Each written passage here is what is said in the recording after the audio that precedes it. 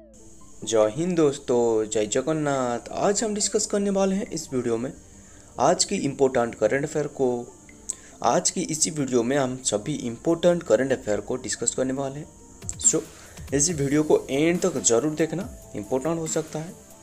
Question number 1, सचिन grazing festival is related to which state of India? India का कौन सी state में, कौन से राज्यों में ये फेस्टिवल सेलिब्रेट की जाती है, Chachin grazing festival? So option A is the right answer, Arunachal Pradesh. याद रखना, ये जो फेस्टिवल है ये अरुणाचल प्रदेश में सेलिब्रेट की जाती है।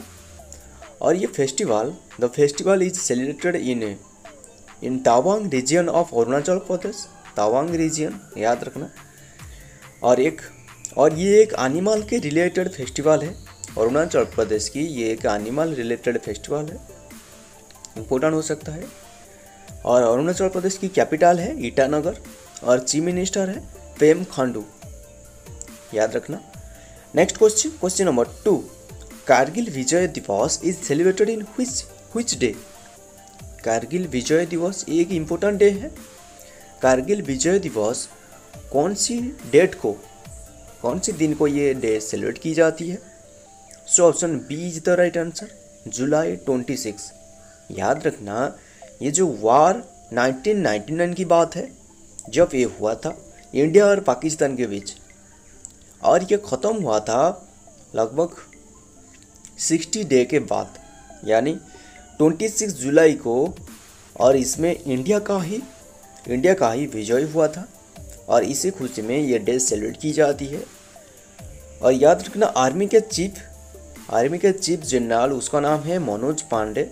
मनोज पांडे ने एक बड़ी ओम्यान मोटरसाइकिल रैली को आह्वान की है 18 to 23 जुलाई। याद रखना, एक बहुत ही बड़ी मोटरसाइकिल रैली को आह्वान की है, यानी ओम्यान मोटरसाइकिल रैली, याद रखना, उसे आह्वान की है 18 to 23 जुलाई को। सो याद रखना, 1999 में ये हुआ था। Next question number 3, Who has won the IBSF World Under-21 Women Snooker Championship in Riyadh, Saudi Arabia? याद रखना, जो सऊदी अरब में चैंपियनशिप, वोमेन स्नूकर चैंपियनशिप में किसने टाइटल को अपने नाम की है? So option D is the right answer, कीर्तन पांड्यन। उसका नाम है कीर्तन पांड्यन। याद रखना, कीर्तन पांड्यन ने IBSF world Under-21 women snooker championship में इंडियन अनुपमा रामचंद्रन को हराकर टाइटल को अपने नाम की है, जो कि रियाद, सऊदी अरबिया में अनुष्ठित हो रहा था। याद रखना, उसका नाम है कीर्तन पांड्यन ने। So next question number 4, where was the regional office of universal postal union, यानी UPU ओपन्ड? UPU की फुल फॉर्म है यूनिवर्सल पोस्टल यूनियन। कौन सी प्लेस में ये एस्टेब्लिश होगा office, regional office? So option A is the right answer, New Delhi. याद रखना, New Delhi July 19 PTI the regional office of the universal postal union यानी UPU was inaugurated in New Delhi on Wednesday. याद रखना, और ये जो इनाग्रेटेड की गई है minister of state for communication Shridev Singh, उसका नाम है Shridev Singh Chauhan, and director general of universal postal union Shri Masako Metoki, उसका नाम है मासाको मेटोकी के द्वारा इनाग्रेटेड की है ये। सो याद रखना, अब बस ये जो यूनिवर्सल पोस्ट यूनियन ये इनाग्रेटेड की गई है वेडनेसडे में न्यू दिल्ली में। सो याद रखना। Next question number 5, which two company recently launch Llama 2 AI platform, artificial intelligence platform? So option C is the right answer, Meta and Microsoft ने मिलके ये डिजाइन की है। मेटा एंड माइक्रोसॉफ्ट ने मिलकर जॉइंटली आर्टिफिशियल इंटेलिजेंस यानी AI lima 2 बनाया है, जो कि लार्ज लैंग्वेज मॉडल पे ये काम करेगा। याद रखना एलएलएम पे काम करेगा, इम्पोर्टेंट हो सकता है। और ये डिज़ाइन की गई है मेटा एंड माइक्रोसॉफ्ट के द्वारा। Next question number 6, India donated how many millions dollars to promote Hindi in the United Nation. बहुत ही इंपॉर्टेंट क्वेश्चन है। ऐसा क्योंकि इंडिया ने अभी हाल ही में डोनेट की है कितने मिलियन डॉलर की, जो कि हिंदी लैंग्वेज को प्रमोट करने के लिए यूनाइटेड नेशन में। सो option A is the right answer, $1 million. याद रखना, इंडिया ने अभी हाल ही में $1 मिलियन डोनेट की है। India has donated $1 million to the United Nation to support the promotion of Hindi language. याद रखना, जो कि हिंदी लैंग्वेज को यूनाइटेड नेशन में हिंदी लैंग्वेज को प्रमोट करने के लिए ये $1 मिलियन की डोनेट की है। और इंडिया का परमानेंट रिप्रेजेंटेटिव ये जो डोनेट की गई है किसके द्वारा, इंडिया का परमानेंट रिप्रेजेंटेटिव रुचिरा कंबोज, उसका नाम है रुचिरा कंबोज के द्वारा। कंबोज ने ये डोनेट की है हिंदी लैंग्वेज को बढ़ावा देने के लिए यूनाइटेड नेशन में। याद रखना, बहुत ही इंपॉर्टेंट क्वेश्चन है, जो कि $1 मिलियन डॉलर को डोनेट की है यूनाइटेड नेशन को हिंदी लैंग्वेज को बढ़ावा देने के लिए और हिंदी लैंग्वेज को प्रमोट करने के लिए। $1 मिलियन इंडियन रुपीज़ में होगी लगभग 8,19,500 रुपीज़ होगी। याद रखना, $1 कितने की है, हम डिस्कस कर लेते हैं डॉलर के बारे में। $1 इंडियन रुपीज़ में जो कि 81.99 रुपीज़ होगी। याद रखना, $1 इंडियन रुपीज़ में 81.99 रुपीज़ होगी इंडियन रुपीज़ में। और ये हमेशा बदलते रहते हैं। ये जो 81.99 रुपीज़ देख रहे हो, ये हमेशा कभी ना कभी ये बदल जाती है। So next question number 7, who has been appointed as the DG of Indian Coast Guard. Indian Coast Guard की डीजी कौन बने, किससे अपॉइंटमेंट मिली है। याद रखना, भारत का तटरक्षक बल के डीजी यानी डायरेक्टर जनरल यानी महानिदेशक कौन बने।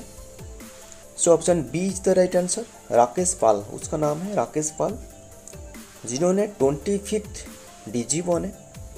याद रखना, इंडियन कोस्ट गार्ड की राकेश पाल ने 25th डीजी बने। याद रखना। Next question number 8, where was the G20 finance minister and central bank governors meeting held. कौन सी प्लेस में जो कि G20 finance minister and central bank government की मीटिंग अनुष्ठित होगी। So option B is the right answer, Gandhinagar. याद रखना, ये जो अनुष्ठित होगी गांधीनगर में। और उसका जो थीम रखा गया है बहुत ही इंपॉर्टेंट थीम है, वसुधैव कुटुंबकम और one earth one family one future, ये उसका थीम है। याद रखना। और G20 का प्रेसिडेंटशिप अभी हाल ही में इंडिया के पास ही है। और G20 में 20 बड़े बड़े अर्थव्यवस्थाओं के देश और सेंट्रल बैंक का गवर्नर का समूह, इसमें 19 कंट्री और यूरोपीय संघ शामिल है। याद रखना, ये जो G20 के बारे में आप हर बार सुनते हो, G20 में 20 देश है, 20 बड़े बड़े अर्थव्यवस्थाओं के देश और सेंट्रल बैंक का गवर्नर ही मौजूद है। और याद रखना, इसमें 19 देश और एक यूरोपीय संघ, याद रखना यूरोपीय संघ शामिल है। और ये जो बनाया गया था, ये जो एस्टेब्लिश की गई थी, जो कि 1999 में बनाया गया था। याद रखना, इंपॉर्टेंट हो सकता है G20 के बारे में। Next question number 9, who has been appointed as the DG of the RPF. RPF की अभी हाल में जो डीजी बने कौन है, उसका नाम क्या है।